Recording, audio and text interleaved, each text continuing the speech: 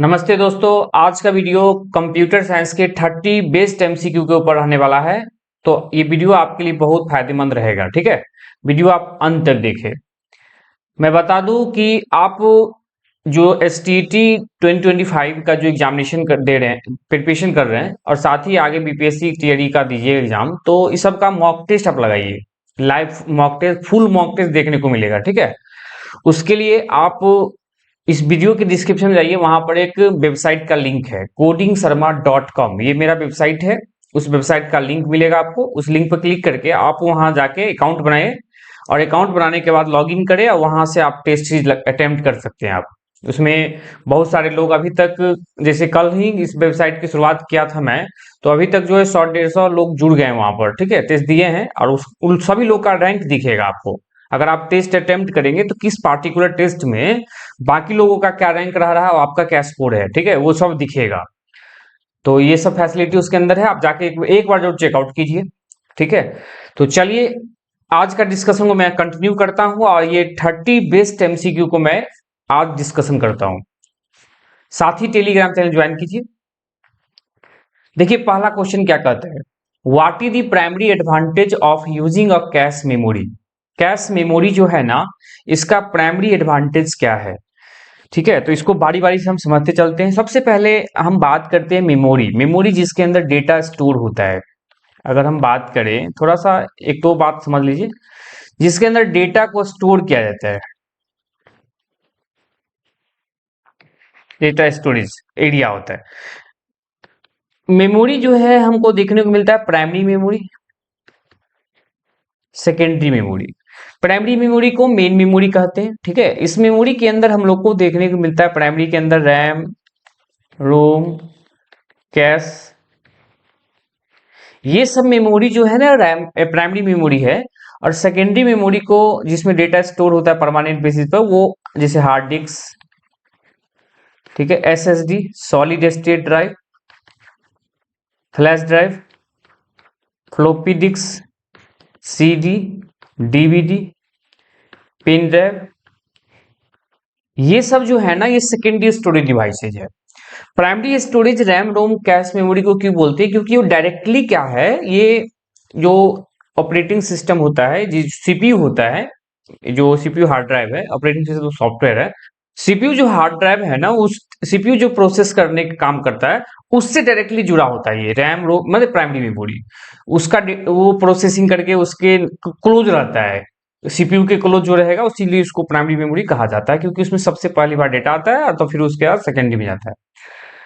अब यहाँ पर रैम, रोम, रैम को हम लोग वोलाटाइल मेमोरी कहते हैं, जिसके अंदर डेटा तब तक रहेगा तब बिजली ऑन है, बिजली ऑफ हो जाएगा, डेटा डिलीट हो जाएगा। रोम जो है ना, रीड ओनली मेमोरी, इसके अंदर डेटा परमानेंट रहता है। जैसे बायोस जानते हैं आप, basic input, BIOS, BIOS, basic input output system, जो बायोस है ना, वो रोम में स्टोर होता है। कैश मेमोरी, इसी के बारे में ये क्वेश्चन है। कैश मेमोरी क्या होता है कि जो कैश मेमोरी, सबसे पहले समझ लीजिए, कैश मेमोरी को सीपीयू और मेन मेमोरी, मेन मेमोरी तो कैश मेमोरी भी है, लेकिन थोड़ा सा अलग है ये, कि कैश मेमोरी को हम लोग सीपीयू और मेन मेमोरी मतलब रैम रोम, यहाँ फिलहाल मेन मेमोरी का मतलब रैम रोम कह सकते हैं, इसके बीच में लगाया जाता है। मैंने डेटा जो पहले सीपीयू से रैम में जाता था, रैम से सीपीयू में जाता था, तो बीच में एक स्टोरेज अलग से एक एरिया बना दिए, जो डेटा सीपीयू से होते हुए कैश मेमोरी, सीपीयू से निकल के कैश मेमोरी होते हुए मेन मेमोरी रैम रोम में जाता है। फिर रैम रोम से डेटा फिर सीपीयू तक कैश मेमोरी के माध्यम से पहुंचता है। तो ये एक्स्ट्रा जो स्पेस मेमोरी आ गया, जगह आ गया, इससे जो है ना एक्सेसिंग एवरेज, मतलब टाइमिंग जो है ना फास्ट हो गया। ठीक है, एक्सेसिंग मतलब टाइमिंग फास्ट हो गया और प्रोसेसिंग सब चीज फास्ट हो गया है, ये कैश मेमोरी की वजह से। आप कैश मेमोरी कहाँ लगाते हैं वो भी याद रखिएगा। आप थोड़ा सा पढ़िए, क्वेश्चन का आंसर आप लगाते हैं कि कैश मेमोरी जो है ना, उसका क्या फायदा है। तो to increase the permanent storage capacity of a computer, to increase the permanent storage capacity of a computer, मतलब कहता है कि स्टोरेज कैपेसिटी को बढ़ा देता है। पहले पढ़ लीजिए पूरा। To store the operating system essential boot files, to reduce the average time to access data from a memory. यही तो आंसर सही लग रहा है। मतलब रिड्यूस का मतलब कम करना, average time to access data, data को एक्सेस करने का, प्राप्त करने का जो एवरेज टाइम है, ठीक है, एक्सेस करने का, जो हम मतलब सिंपल जान लीजिए कि रैम में डेटा रखा हुआ है और उसको निकाल रहे हैं, निकाल के दे रहे हैं सीपीयू को, तो उसको निकालने का टाइम जो है ना बहुत कम कर रहा है, कम कर रहा है मतलब फास्ट हो रहा है, ठीक है। तो यही आंसर है इसका, आंसर एक का आंसर सी है, यही आंसर होगा। To perform arithmetical and logical operation, ये करता है सीपीयू का एएलयू करता है, अर्थमेटिकल लॉजिकल यूनिट करता है, हम सब बता रहे हैं। पहला देखिए, to increase the permanent storage capacity of data, storage capacity of को इंक्रीज करना है, स्टोरेज कैपेसिटी को इंक्रीज करना है तो ज्यादा साइज वाला मेमोरी लगा देंगे, ज्यादातर हमको देखने को मिलता है secondary storage devices, secondary storage में मोर स्टोरेज होते हैं। To data to store the operating system and essential boot files, ठीक है, माने ये ऑपरेटिंग सिस्टम को स्टोर करता है और उसको बूट फाइल करवाता है, ये नहीं होगा ये सब। इसका आंसर ऑप्शन नंबर सी होगा, to reduce the average time to access data from main memory, मैंने बताया था अच्छे से। आगे बढ़ेंगे, question number 2, which of the following best describes the function of control unit in CPU. CPU के अंदर आपको एक बात पता होना चाहिए कि आप पता होगा, सीपीयू जो है दो भागों से मिलकर बनाता है, सीयू और ALU, control unit, arithmetical logical unit. CU क्या करता है कि जो मतलब कंट्रोल यूनिट है, तो ये पूरी तरह से कंट्रोल करता है उस कंप्यूटर का, मतलब डेटा कहां से आना है कहां जाना है, पहले डेटा जहां से आया है समझेगा कि भाई कहां से आया है, और फिर इस समझने के बाद इस डेटा को कहां तक जाना है, प्रोसेस के लिए एलयू तक जाना है, उसको देगा, भेजेगा, फिर उधर से जो रिटर्न रिजल्ट आएगा उसको फिर वो समझेगा कि रिजल्ट किसका कहाँ का है, और फिर उसको जहां रखना है वहां जाके भेजेगा। ये दोनों यही काम करता है एल सीयू, और एएलयू क्या करता है, उस चीज पर प्रोसेस करता है, ठीक है। तो पढ़िए अब आंसर, यहाँ पर हमको सीयू के बारे में ही बोला है। पहला ऑप्शन है it performs arithmetical and logical operation, कहता है कि सीयू जो है ना अर्थमेटिकल लॉजिकल परफॉर्म करता है, नहीं, ये एएलयू करता है। अगला पढ़िए, it stores data instruction that is currently in use, मतलब जो डेटा करंट में यूज हो रहा है उसको स्टोर करता है, ये तो करता है रैम, जो डेटा करंट में यूज हो रहा है वो तो रैम कर रहा है, या हम कैश मेमोरी भी बोल सकते हैं। अगला पढ़िए, it describes instruction it decodes instruction and generate control signal to execute them, यही सही है। मतलब सीयू क्या करता है, डिकोड करता है, समझता है, डिकोड मैंने समझना, मतलब जो आ रहा है इंस्ट्रक्शन यूजर के द्वारा उसको समझेगा, पहले उस इंस्ट्रक्शन को समझेगा यूजर ने क्या इंस्ट्रक्शन दिया, और साथ ही उसको जनरेट करेगा कंट्रोल सिग्नल एग्जीक्यूट करने के लिए, जो मैंने एग्जीक्यूट कराने के लिए जहां भी एएलयू के पास जाना है तो उसको क्या करेगा, जनरेट करेगा सिग्नल को, ठीक है। तो यही आंसर सही है। अगला पढ़िए, तो it manage the flow of data between CPU and peripheral devices, CPU और पेरिफेरल डिवाइसेस के बीच में मैनेज करने का, डेटा को फ्लो करता रहता है, तो ये चीज सही नहीं है, इसका आंसर बी ही होगा। और ये डी क्यों नहीं होगा, डी को भी हम काट देते हैं। It manage the flow of data between CPU and peripheral devices, ठीक है, ये कुछ हद तक ठीक है, लेकिन मतलब फ्लो करवाता है डेटा को, लेकिन एक्चुअल में मेन ये है कि वो सीयू डिकोड करता है इंस्ट्रक्शन को, जनरेट करता है कंट्रोल सिग्नल को एग्जीक्यूट करवाने के लिए, वो बेस्ट है। आंसर 2 का सी होगा, ठीक है। आगे बढ़िए, question number 3, what is the main purpose of virtual memory. देखिए सबसे पहले वर्चुअल मेमोरी कोई मेमोरी होता नहीं, सिंपल जान लीजिए, वर्चुअल मेमोरी हमारे जो फिजिकल मेमोरी पर एक ऐसा जगह होता है जिसको हम प्रोसेस करने के लिए इस्तेमाल करते हैं, मैंने स्टोर करने के लिए नहीं बोले, प्रोसेस करने के लिए यूज करते, प्रोसेस करने के लिए मेमोरी चाहिए, आपको पता होना चाहिए। जो रैम क्या करता है बताइए, प्रोसेस करवा, उस मेमोरी में डेटा स्टोर इसलिए हो रहा है क्योंकि वो प्रोसेस होगा वहां पर। Secondary storage device, hard disk, SSD, इस समय क्या है, डेटा स्टोर होता है, वहां पर प्रोसेस स्पीड बहुत कम होगा, उस पर स्टोरेज कैपेसिटी ज्यादा है। तो वर्चुअल मेमोरी जो स्टोरेज मेमोरी है उस पर एक ऐसा लोकेशन बना देता है जिसको प्रोसेस करने के लिए, एग्जीक्यूट करवाने के लिए प्रोग्राम को यूज किया जाता है, यही होगा। पढ़िए option, to increase the speed of the processor, processor का स्पीड बढ़ाने का बात आएगी तो कैश मेमोरी एसएसडी लगा लें, to allow the execution of program that larger than the physical memory, ठीक है। To provide the secure environment for running application, पहले देखिए एक नंबर आंसर काट दी। To provide the secure environment for running application, अब सिक्योर एनवायरनमेंट प्रोवाइड करेगा virtual memory, ऐसा कुछ नहीं। मैंने the allocation of memory in different process, option number B सही है। अब बी को थोड़ा समझ लीजिए। To allow the execution of program, माने प्रोग्राम के एग्जीक्यूशन को ये अलाउ करता है कि अगर फिजिकल मेमोरी से ज्यादा अगर प्रोग्राम का साइज हो गया, माने फिजिकल मेमोरी है मेरे पास, मान लीजिए रैम है, रैम का कैपेसिटी कम है, इंस्ट्रक्शन बहुत बड़ा आ गया है एग्जीक्यूट करवाने के लिए। अब इंस्ट्रक्शन ज्यादा माने जो प्रोग्राम है वो बहुत बड़ा है, अब मेरा रैम का स्पेस कम हो रहा है, तो उस केस में वर्चुअल मेमोरी क्या करता है, हमारे सेकेंडरी स्टोरेज डिवाइस पर एक वर्चुअल जगह बना लेता है और वहां पर एग्जीक्यूट करवा लेता है, ठीक है। तो इसका आंसर हो जाएगा एक 3 का answer option number B, to provide the execution of program that are larger than the physical memory. आगे बढ़िए, क्वेश्चन नंबर 4, ऑपरेटिंग सिस्टम।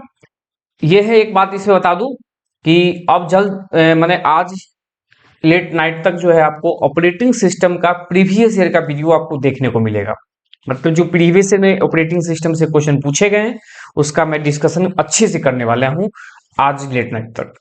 तो इस क्वेश्चन को देखिए, operating system what is the deadlock. Operating system एक सिस्टम सॉफ्टवेयर है जिसके अंदर डेडलॉक का काम किया है। देखिए डेडलॉक, डेड माने खत्म हो जाना और लॉक माने एक ऐसा लॉक होना, ट्रांजेक्शन का एक ऐसा लॉक डेडलॉक कहलाता है। सिचुएशन होता है डेडलॉक जिसमें चीज एक ही है लेकिन मल्टीपल थ्रेड्स, मल्टीपल एप्लीकेशंस एक ही चीज को जब एक्सेस कर रहा हो, शेयर कर रहा हो, फेच कर रहा हो, तो वो इस सिचुएशन को हम लोग क्या करते हैं, डेडलॉक कहते हैं, ठीक है। तो ऑप्शन नंबर ए देखिए, और situation where the process is waiting for IO operation to complete, माने एक डेडलॉक एक ऐसा सिचुएशन कह रहा है कि जो प्रोसेस करेगा तब तक वेट करे जब तक आई ऑपरेशन कंप्लीट नहीं हो जा रहा है, ऐसा कुछ बात नहीं बनना। पढ़िए 2 नंबर, और situation where 2 or more processes are blocked forever each waiting for a resources held by another, माने कहता है 2 या 2 से ज्यादा प्रोसेस ब्लॉक रुका रहता है, ब्लॉक हो गया कब, जब each waiting of resources held bye, माने एक मतलब मल्टीपल प्रोसेस है इसमें ब्लॉक हो जा रहा है, काम दिक्कत हो जा रहा है, तो फिर वो आपको डेडलॉक सिचुएशन बनेगी। ऑप्शन नंबर बी होगा इसका, ठीक है। डेडलॉक एक ऐसा सिचुएशन है जिसमें एक से ज्यादा सिचुएशन प्रोसेस एक साथ आएगा, तो वहां पर क्या होगा कि किसको ये रिसोर्स देना है, ये रिसोर्स अगर एक ही रिसोर्स है, मल्टीपल लोग आ रहे हैं, तो फिर किसको देना है, ये सिचुएशन डेडलॉक कहलाती है। आंसर हो जाएगा ऑप्शन नंबर बी, 4 का बी हो जाएगा। आगे बढ़िए, question number 5, what is the main function of domain name system DNS. देखिए डोमेन नेम सिस्टम क्या होता है, सबसे पहले अगर बात करते हैं डोमेन का, डोमेन जो होता है जैसे .com, .in, हम लोग वेबसाइट में देखने को मिलता है .org, .co.in, .edu, है ना, .gov.in, ये सब जो है ना डोमेन है, ये डोमेन नेम कहते हैं इसको, डोमेन नेम, डोमेन है .com, .in, सब डोमेन है। अब ये इस .com, .in में डोमेन नेम सिस्टम क्या है, डोमेन नेम सिस्टम एक ऐसा है कि किसी भी माने यूआरएल का, जैसे मान लीजिए www.google.com, ये एक यूआरएल है, ये यूआरएल अल्फाबेटिकल ऑर्डर में लिखा हुआ, अल्फाबेटिकल है। इस यूआरएल का रिप्रेजेंटेटिव न्यूमेरिक आईपी अगर वैल्यू प्राप्त करना हो, जिस पर आइडेंटिफाई होता है IP protocol, IP numeric value में ट्रांसलेट होगा। जैसे अगर इसका हम आईपी वैल्यू अगर बता दें, मान लीजिए 142.250.183.206 है, 142.250.183.206, ये IPv4 माने ये आईपी है अभी इस आईपी किसका है, www.google.com। यूजर इस आईपी को नहीं कितना याद रखेगा, उसको दिक्कत होगा फिर कि भाई गूगल खोलना है तो आप ये टाइप करो, ये वाला 142.50 250.183.206, तो दिक्कत की सामना उसको होने जा रहा है।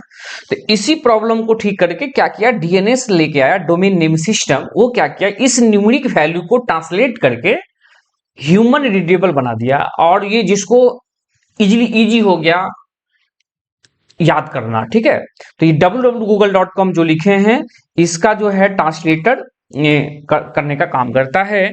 तो यहां पर आंसर देखिए, to translate human readable domain name into IP address, माने जो ये आईपी एड्रेस है 142.250.183.206, ये एक आईपी एड्रेस है, इसको ह्यूमन रीडेबल बना आसान कर देना ये डोमेन नेम सिस्टम करता है। नहीं तो हर एक वेबसाइट, जैसे देखिए मेरा ही वेबसाइट है कोडिंग शर्मा, आप कोडिंग शर्मा यूट्यूब चैनल पर भी पढ़ रहे हैं, उसी यूट्यूब के नाम से ही codingSharma.com ये वेबसाइट है मेरा। तो ये वेबसाइट को अभी आपको बोले तो ये तो आसान है, आप जाइएगा यूआरएल में टाइप कीजिएगा, ब्राउजर की यूआरएल में टाइप कीजिए codingSharma.com, तो क्या होगा, ये आसानी से आप खोल पाइएगा। लेकिन आपको हम लिखा देंगे, देखिए कि 142.250.136.205 इसको टाइप कीजिए, मेरा वेबसाइट है, तो पता है ये थोड़ा सा कॉम्प्लिकेटेड हो जाएगा आपके लिए।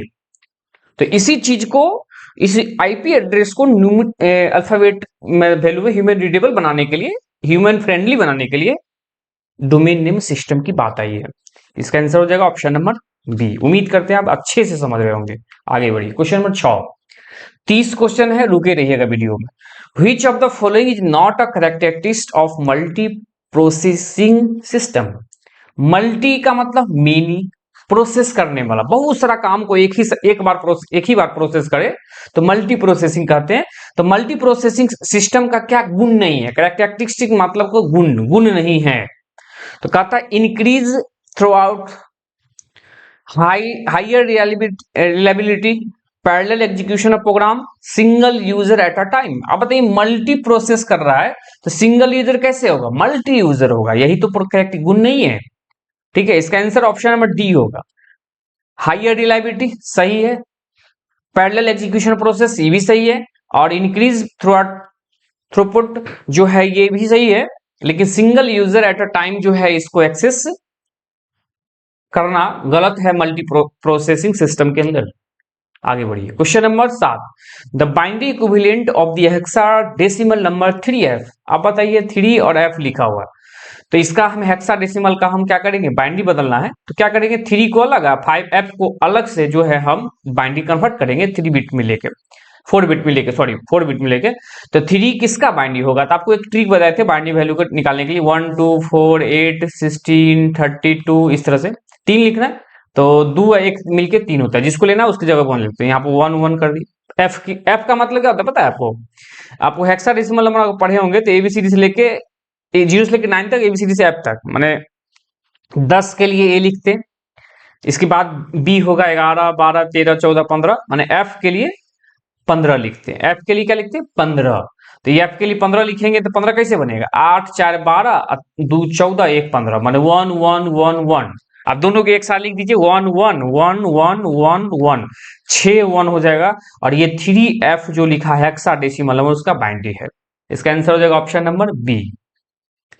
उम्मीद करते हैं आप समझ गए होंगे। आगे बढ़िए, question number 8, Which type of translator convert a high level language into machine level language code line by line। अब देखिए जैसे बात आया कि लाइन बाय लाइन कोड करेगा तो इंटरप्रेटर क्या करता है, लाइन बाय लाइन कोड को कन्वर्ट कर एग्जीक्यूट करवाता है, ट्रांसलेट करके उसको एग्जीक्यूट करवाता है। पाइथन और बेसिक, ये लाइन बाय लाइन अगर हम देखने को मिले तो पाइथन जो प्रोग्रामिंग लैंग्वेज है, बेसिक जो प्रोग्रामिंग लैंग्वेज है, इस प्रोग्रामिंग के अंदर क्या होता है कि लाइन बाय लाइन एग्जीक्यूट कर ट्रांसलेट करके एग्जीक्यूट करवाने का काम करता है इंटरप्रेटर। ठीक है, ये चीज है। कंपाइलर क्या करता है, हमारे हाई लेवल लैंग्वेज को लो लेवल लैंग्वेज में कन्वर्ट करने का काम करता है ट्रांसलेटर। असेंबलर क्या करता है, ये असेंबली लैंग्वेज को मशीन लेवल लैंग्वेज में कन्वर्ट करने का काम करता है। लोडर प्रोग्राम को मेन मेमोरी के अंदर लोड करने का काम करता है। इसका आंसर ऑप्शन नंबर सी हो जाएगा। आगे बढ़िए, question number 9, which topology has the highest reliability but requires the most cabling. Highest reliability, highest reliability का मतलब क्या होता है? रिलायबिलिटी का मतलब विश्वसनीय, विश्वास ज्यादा होना, किस पर है भरोसा, किस पर ज्यादा होगा, किस टोपोलॉजी पर। तो देखिए, भरोसा उस पर है जिस पर डेटा तुरंत भेज डेटा आया गया, और जिसको डेटा देना है उसी को गया, किसी दूसरे को नहीं चला गया, ऐसा डेटा भेजे इसको आ गया किसी और। अगर ये सब होगा दिक्कत तो फिर प्रॉब्लम है। तो विश्वास उसी पर सब ज्यादा होता है जिसको डेटा आसानी से एक दूसरे से हो जाए, पहुंच जाए। तो यहाँ पर अगर हम देखा जाए कि अगर नेटवर्क टोपोलॉजी के अंदर, तो यहाँ पर देखिए आपके सामने 5 कंप्यूटर है। टोपोलॉजी का मतलब आप जानते हैं कि arrangement of computer is called topology. तो अगर यहाँ पर ही ये कंप्यूटर है, ये कंप्यूटर आपस में क्या हुआ, ये अभी देखिए जिस तरह से जुड़े हैं, ये हो गया रिंग टोपोलॉजी, एक रिंग के फॉर्म में हो गया, ठीक है। लेकिन हम हर एक कंप्यूटर को एक दूसरे से जोड़ ही देंगे, डायरेक्टली ये टेस्ट कर देंगे, डायरेक्टली जुड़ा हुआ। अभी देखिए क्या हुआ, इससे अब क्या बन गया। हर एक कंप्यूटर, जैसे इस कंप्यूटर के बारे में बात करते हैं, तो बाकी 4 कंप्यूटर से डायरेक्टली जुड़ा हुआ है। देख ले, इससे भी जुड़ा हुआ है, इससे भी जुड़ा हुआ है, इससे भी जुड़ा हुआ, इससे भी जुड़ा, मतलब हर एक कंप्यूटर एक दूसरे कंप्यूटर से डायरेक्टली जुड़ा हो, तो ये मेश टोपोलॉजी कहलाता है। और यही मेश टोपोलॉजी जो है, इसी पर ज्यादा हमको भरोसा होता है, ज्यादा रिलायबिलिटी होता है ये, क्योंकि रिलायबल होता है, क्योंकि इसमें डेटा डायरेक्टली जब हर एक कंप्यूटर एक दूसरे से कनेक्टेड है, तो डेटा को सेंड करने में, भेजने में बड़ा आसानी होता है, बहुत फास्ट कर पाते हैं अच्छे से, कोई दिक्कत नहीं होता है। ऑप्शन नंबर सी होगा। आगे बढ़िए, कहता है which of the following transmission mode allow data to flow in both direction but only one direction at a time. मतलब डेटा जो है ना, सेंडर से, जैसे सेंडर है, आइए रिसीवर के इंड है, सेंडर है और ये रिसीवर है, तो सेंडर और रिसीवर के पर डेटा को भेजेंगे, सेंडर से रिसीवर को तक भेजेंगे, सेंडर भेजने वाला, रिसीवर प्राप्त करने वाला। तो जो कंप्यूटर एक सेंडर है, तो वो कभी रिसीवर भी हो सकता है, वापस से आएगा। तो डेटा को भेज रहे, गया और तब आया, माने कोई काम एट ए टाइम हो रहा है, डायरेक्शन दोनों है, एट ए टाइम एक ही काम होगा, तो वो कहलाता है हाफ डुप्लेक्स। हम सब बता देते हैं, इसका आंसर पहले सब समझ लीजिए, ऑप्शन नंबर बी है। सिंप्लेक्स होता है, मतलब वन वे कम्युनिकेशन होता है, तो सिंप्लेक्स कहते हैं। सिंप्लेक्स आपको देखने को मिलता है टेलीविजन, टेलीविजन पर जो आप कोई चैनल देखते हैं, कहीं भी कुछ देख रहे हैं, तो वहां क्या हो रहा है, वहां सिर्फ एक मोड है कि मिल रहा है हमको, हम उसको कुछ दे नहीं सकते, हमको सीधे मिल रहा है टेलीविजन से। कोई न्यूज देख रहे हैं तो सीधे सीधे मिल रहा है न्यूज, हम उस न्यूज में कोई बात नहीं एड ऑन कर सकते उस समय, एट ए टाइम उखनी, तो वो सिंप्लेक्स कहलाता है। हाफ डुप्लेक्स, हाफ डुप्लेक्स का मतलब हो गया कि हम बोले एक बार, रुक गए, तो फिर सामने वाला से रिप्लाई मिला, तो ये कहलाता है हाफ डुप्लेक्स। ये देखने को मिलता है आपको इंटरव्यू, ठीक है। वहां पर हमको देखने को यही नहीं चाहिए होता कि हम सामने वाला क्वेश्चन अराइज करता है, हम उसका जवाब देते हैं, हाफ डुप्लेक्स। फुल डुप्लेक्स क्या कहलाता है, ये जो फुल डुप्लेक्स दिख रहा है, ये क्या है, एट ए टाइम दोनों काम हो, माने आना जाना दोनों काम एक ही बार हो। जैसे हम कॉलिंग करते हैं, फोन पर बात करते हैं, क्या होता है, बोल भी रहे होते हैं, सुन भी रहे होते हैं, दोनों काम वन कम्युनिकेशन हो पाता है, बोथ कम्युनिकेशन सेम टाइम में दोनों कम्युनिकेशन डायरेक्शन में डेटा हो, तो फुल डुप्लेक्स कहलाता है। इसका आंसर ऑप्शन नंबर बी होगा, 10 का बी होगा। आगे बढ़िए, question number 11, which of the following is an example of open source operating system. देखिए, ऑपरेटिंग सिस्टम को सोल ऑफ कंप्यूटर कहते हैं, ये एक सिस्टम सॉफ्टवेयर का पार्ट है, ठीक है। ऑपरेटिंग सिस्टम जो है ना, ये डायरेक्टली हार्डवेयर कंपोनेंट से जुड़ा होता है, ठीक है।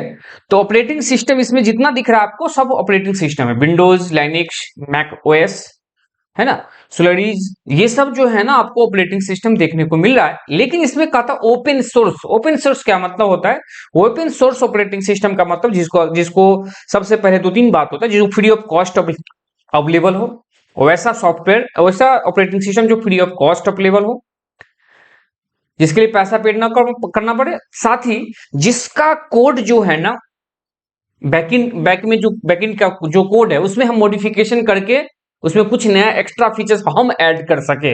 हम यूजर, अगर हमको नॉलेज है तो हम उसमें एक्स्ट्रा फीचर्स ऐड कर सके, तो ये सब ऑपरेटिंग सिस्टम ही है, ओपन सोर्स ऑपरेटिंग सिस्टम है। और जो आपको दिख रहा है लिनक्स ऑपरेटिंग सिस्टम, ये जो है ना ओपन सोर्स ऑपरेटिंग सिस्टम इसको कहते हैं। ठीक है, इसका कोड ओपन है, आप इसके कोड को देख सकते हैं। इसके कोड में अगर आपको नॉलेज है तो इसके कोड मॉडिफिकेशन सारा बात कर सकते हैं। ठीक है, तो ये लिनक्स ऑपरेटिंग सिस्टम यही है। विंडोज माइक्रोसॉफ्ट कंपनी का ऑपरेटिंग सिस्टम है जिसका हम लोग यूज करते हैं, विंडोज 11 12 ये सब। मैक ओएस एप्पल के लिए, और ये 16 जीबी ऑपरेटिंग सिस्टम है। लेकिन इसका आंसर 11 का ऑप्शन में बी होगा। आगे बढ़िए, question number 12, which of the following is an IPv6 address format. सबसे पहले देखिए IPv4 होता है, एगो होता है IPv6 होता है।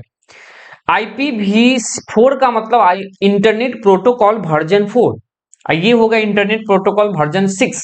ये क्या है, पहले IPv4 से काम हो जा रहा था क्योंकि इंटरनेट ज्यादा मशीनों में नहीं यूज होता था, ज्यादा कंप्यूटर नहीं बन रहे थे, बहुत लिमिट थे। लेकिन आज के डेट में क्या होता है कि कितने ऐसे सारा डिवाइस, मैक्सिमम डिवाइस हमको देखने को मिलता है जिसमें इंटरनेट कनेक्ट होता है। तो अब जब इंटरनेट उसमें कनेक्टिविटी होगा तो सबसे पहले उसके अंदर एक IP एड्रेस नाम का चीज उसके अंदर डालना होगा। तो क्या हुआ कि IPv6 IPv4 का जो वर्जन 4 था, इसका जो है ना जो IP एड्रेस था वो रिजर्व हो गया। अब रिजर्व हो गया तो दिक्कत की सामना होने लगी, भाई सारा अक्षर, सारा वर्ड, सारा लेटर रिजर्व हो गया तो फिर क्या नया कुछ लेटर होना चाहिए। जैसे मोबाइल नंबर देख लीजिए, अगर हम एग्जांपल समझे 10 डिजिट का मोबाइल नंबर होता है, तो अगर सारा 10 डिजिट का मोबाइल नंबर रिजर्व हो जाएंगे तो क्या बना जाएगा, 11 डिजिट का, 12 डिजिट का, ऐसे बनाया जाएगा। तो वही चीज IPv4 के साथ हुआ, तो उसके लिए IPv6 आया। ठीक है, ये चीज याद रखिएगा। IPv4 का साइज जो होता है 32 बीट का होता है और IPv6 का साइज 128 बीट होता है। ये क्वेश्चन पूछा हुआ है प्रीवियस में। तो यहां पर आप देखेंगे तो ये पहला, दूसरा, तीसरा, चौथा ये सब IPv4 है, लेकिन आपको बी नंबर जो ऑप्शन दिख रहा है ये IPv6 है। ये आपको आपका मोबाइल फोन इंटरनेट कनेक्ट होता है जिसमें आप वीडियो देख रहे हैं, इस मोबाइल फोन के सेटिंग में जाके आप अबाउट फोन के स्टेटस में जाके देखेंगे तो इस जो बी नंबर ऑप्शन है ना, वैसा आपको IPv6 का एक IP एड्रेस दिखेगा। ठीक है, ये चीज है, वो अभी बहुत ज्यादा यूज हो रहा है। इसका साइज बहुत ज्यादा है, इसका रेंज भी बहुत ज्यादा है, ये अभी रिजर्व नहीं होने जा रहा है। ठीक है, उम्मीद करते हैं आप समझ गए होंगे। इसका आंसर ऑप्शन नंबर बी है। अगला पढ़िए, 13 number question, the binding number 11011011 is equal, माने इस बाइंडिंग को हेक्सा बदलना है। देखिए 11011010 लिखा, अब इसको अलग, इसका अलग हम क्या करते हैं, हेक्सा निकाल लेते हैं। तो देखिए 101 किसका बाइंडिंग है, तो 1 2 4 8, इस वैल्यू को हम रख देते हैं तो हम पता चल जाता है। 8 और 2 10 का है, 10 के लिए क्या होता है A लिखते हैं, 10 के लिए A लिखते हैं। इधर आइए 1 2 4 8, जहां पर 1 है ना सिर्फ उसी को काउंट करते हैं। 8 4 12, 1 13, और 13 के लिए होता है ABC। तो देखिए 11 10 के लिए 10, पहले 10 के लिए ये हो गया, 11 के लिए B, 12 के लिए C और 13 के लिए D। तो इसका आंसर हो जाएगा D A.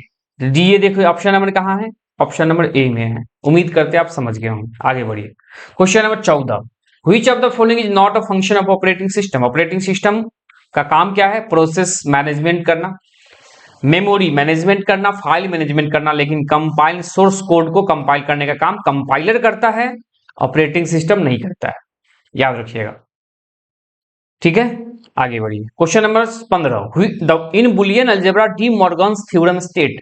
D Morgan's law जो है इसका थ्योरम कहता है कि अगर कोई जैसे बुलियन एक्सप्रेशन है, जैसे a प्लस बी का नॉट है, तो अगर इस नॉट को डिस्ट्रीब्यूट करेंगे, बांटेंगे, तो ये नॉट जाएगा पहले a के पास, फिर जाएगा प्लस के पास, फिर जाएगा b के पास। तो क्या होगा, a का पास जाएगा तो a का नॉट बन जाएगा, नॉट जो है बी के पास जाएगा तो क्या हो जाएगा, उसको उल्टा कर देगा, तो माने प्लस को उल्टा करके इनटू कर देगा। अब बी के पास जाएगा तो बी का नॉट कर देगा, ये आंसर होगा।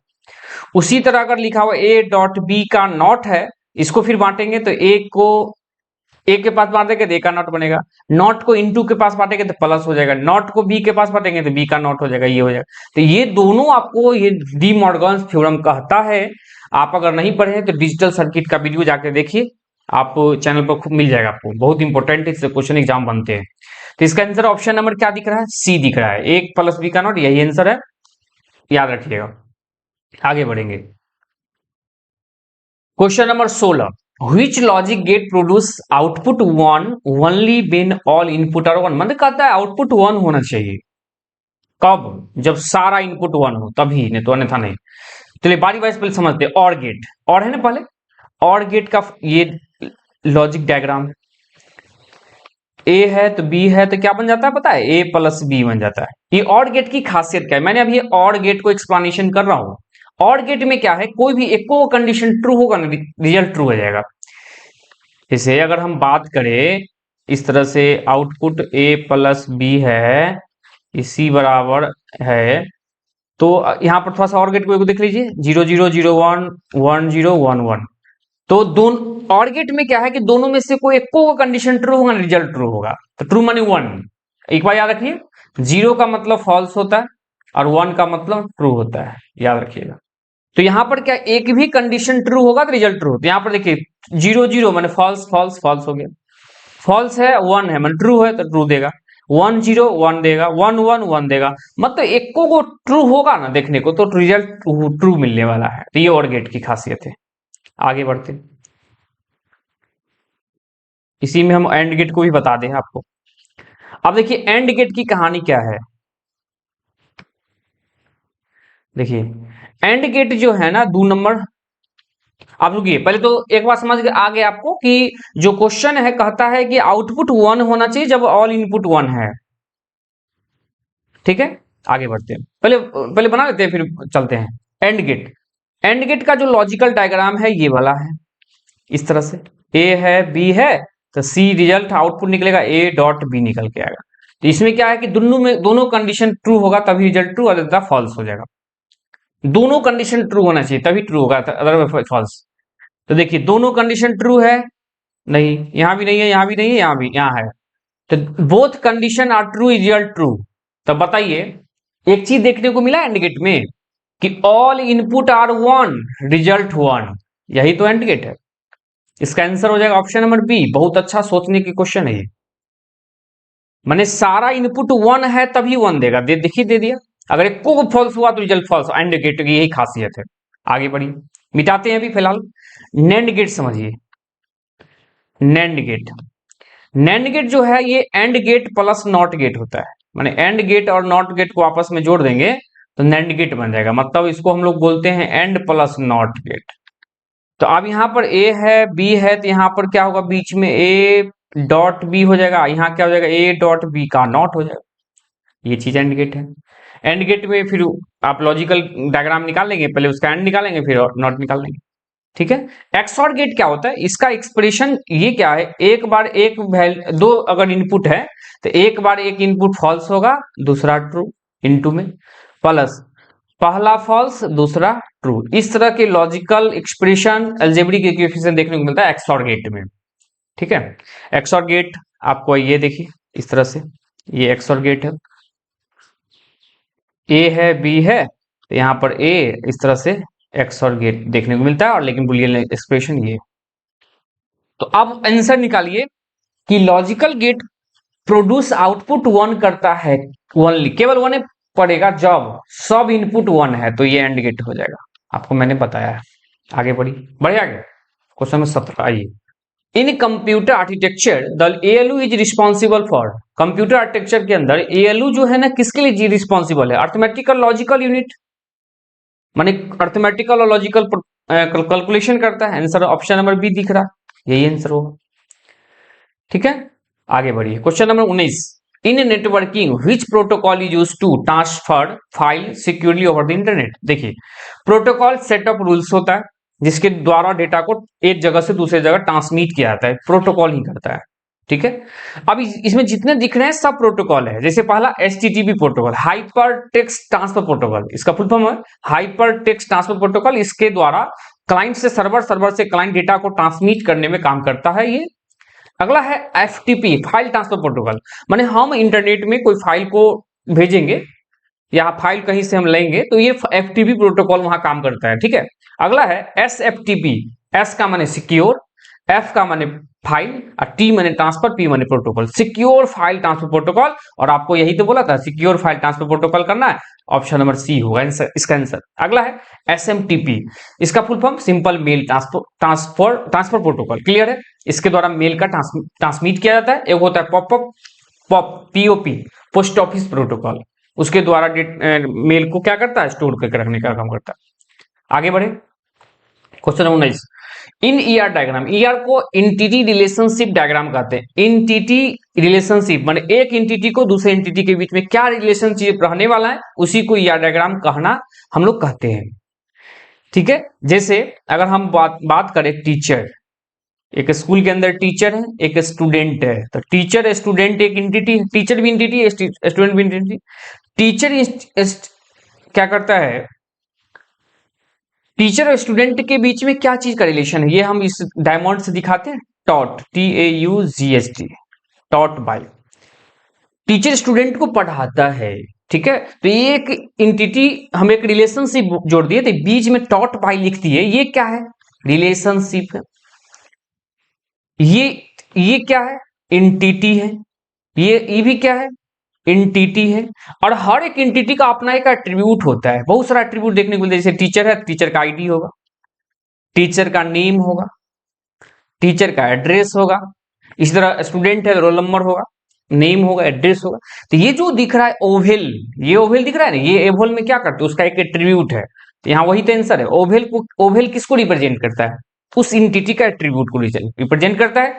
डायमंड रिलेशनशिप को रिप्रेजेंट करता है, और रेक्टेंगल बॉक्स इंटिटी को रिप्रेजेंट करता है, और एक की एट्रीब्यूट होता है। ठीक है, जिसको अंडरलाइन होता है, अपने ओवेल के अंदर अंडरलाइन लगा देंगे तो की एट्रीब्यूट है, जैसे आईडी की एट्रीब्यूट कहलाएंगे यहां पर। आगे बढ़े, क्वेश्चन नंबर 19 का ऑप्शन में बी है। आगे बढ़े, in CPU architecture the instruction register IR is used to, CPU register के अंदर इंस्ट्रक्शन रजिस्टर क्या करता है, सीपीयू रजिस्टर के अंदर इंस्ट्रक्शन रजिस्टर क्या करता है बताइए। ये क्या करता है, स्टोर करता है current instruction being executed. Instruction register है, सीपीयू के अंदर है, तो ये क्या करेगा, स्टोर करेगा करंट इंस्ट्रक्शन को, जो करंट में इंस्ट्रक्शन जो एग्जीक्यूट हो रहे हैं उसी को स्टोर करने का काम करता है इंस्ट्रक्शन रजिस्टर, याद रखिएगा। ऑप्शन नंबर ए है store the address of next instruction, तो ये क्या करता है, नेक्स्ट इंस्ट्रक्शन को के एड्रेस को स्टोर करने का काम करता है program counter.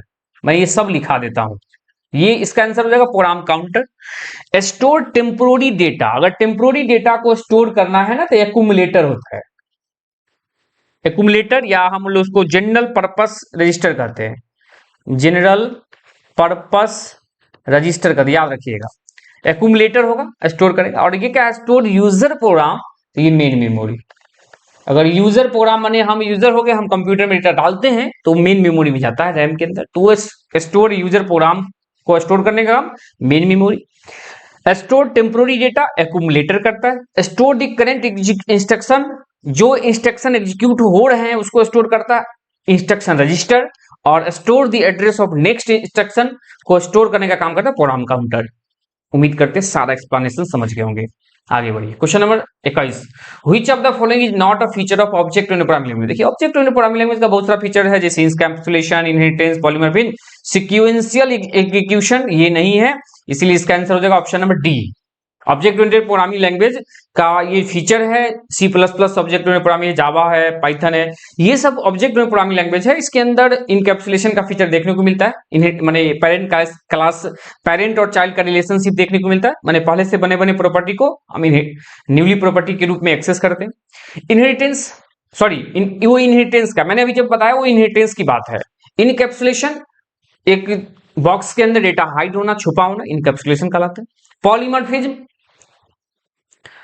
Multiple same function multiple definition के साथ आ जाए तो वो पॉलीमॉर्फिज्म कहलाते हैं।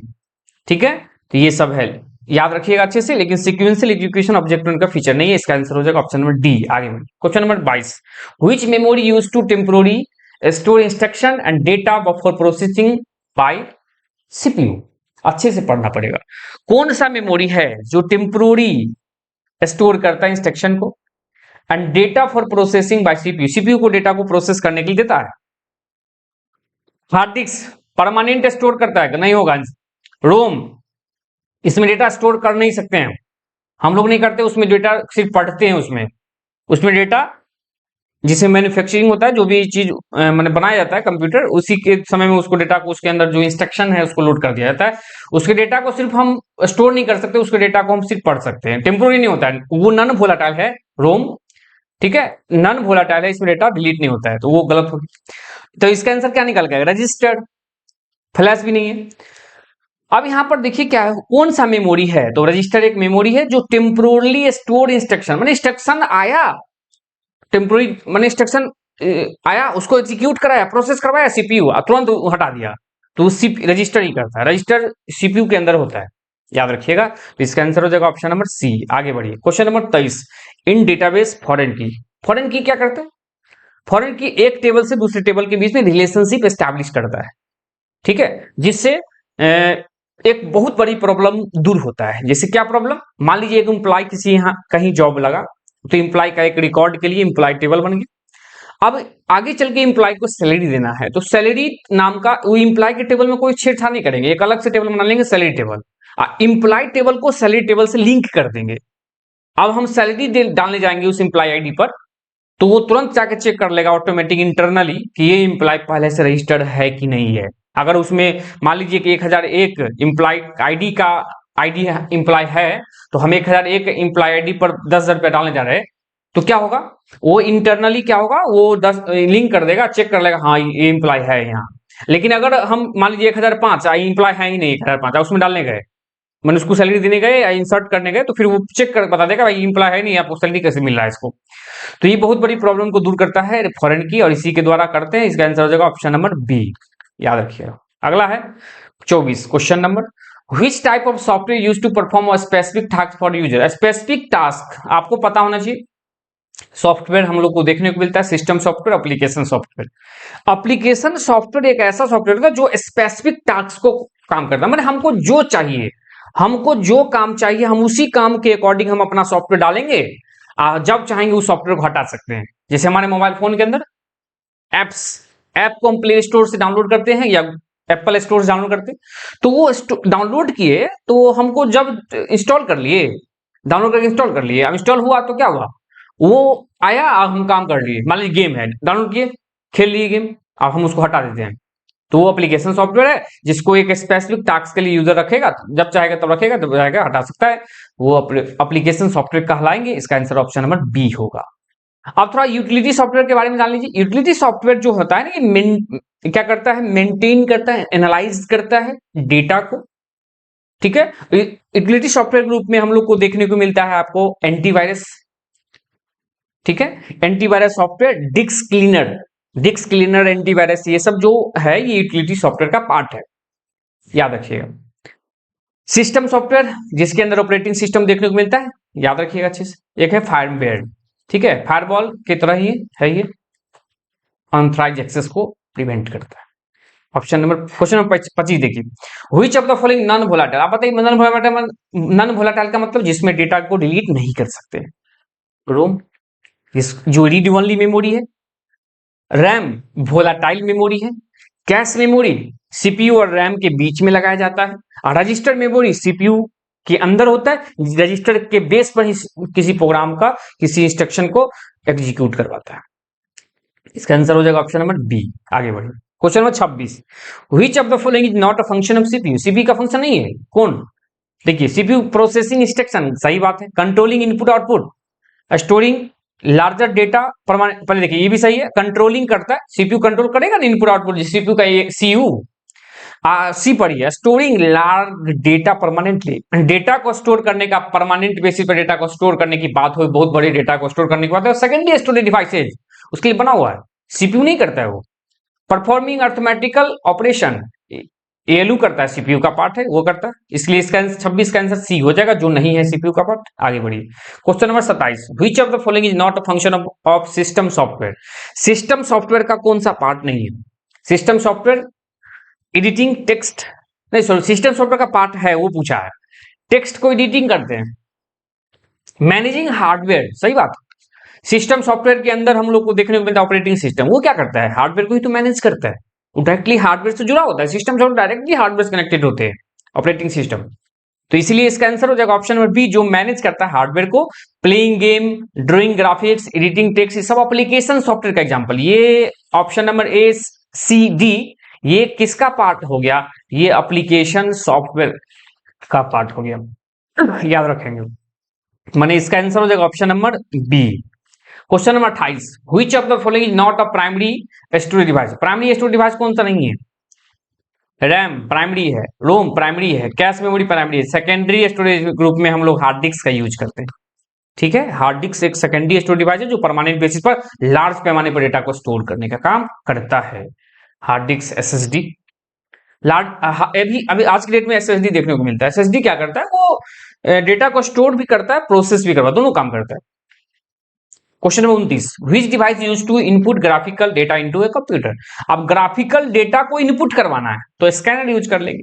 कैसे? हमारे पास एक फोटो है, इमेजेस है, उसको क्या करते हैं हम लोग, जाके उस स्कैनर में डालते हैं, तो मेरा ग्राफिक्स फोटो ग्राफिक्स हुआ और उसको कंप्यूटर में डाल दिया, इनपुट हो गया। तो ग्राफिक्स के रूप में डेटा को इनपुट करना है तो वो स्कैनर यूज करते हैं। माउस इनपुट डिवाइस है, कीबोर्ड और प्रिंटर आउटपुट डिवाइस। आगे बढ़िए, क्वेश्चन नंबर 30 आज का अंतिम question, which of the following is an example of application software? Application software का कौन सा एग्जांपल है? MS word. ये एमएस वर्ड जो है ना एप्लीकेशन सॉफ्टवेयर ही है ना, जब चाहेंगे तब इसको रखेंगे, मन नहीं रखेंगे। Application MS word, BIOS, device driver, Windows OS operating system, BIOS input output system, ये ऑपरेटिंग सिस्टम नहीं सिस्टम सॉफ्टवेयर है ये सब। बायोस, डिवाइस ड्राइवर और विंडोज ऑपरेटिंग सिस्टम, ये तीनों सिस्टम सॉफ्टवेयर है, सिस्टम सॉफ्टवेयर याद रखिएगा। और एमएस वर्ड एप्लीकेशन सॉफ्टवेयर है। तो ये वीडियो कैसा लगा आप एक कमेंट करके बताइए। अगर वीडियो पसंद आया तो वीडियो को लाइक कर रहे, अपने दोस्तों में भी शेयर कर लीजिए। और मैं बताया हूं कि आप टेस्ट लगाइए, जाइए इस वीडियो के डिस्क्रिप्शन में, वहां पर आपको लिंक मिल जाएगा वेबसाइट का, वहां पर क्लिक करके आप जाइए, लॉगिन करके आप वेबसाइट पर टेस्ट डालिए, आपके लिए बहुत फायदा रहेगा। पूरा उस टेस्ट के अंदर जो कंटेंट होंगे एग्जाम के ओरिएंटेड होंगे। तो धन्यवाद, मिलते हैं अगले वीडियो के साथ।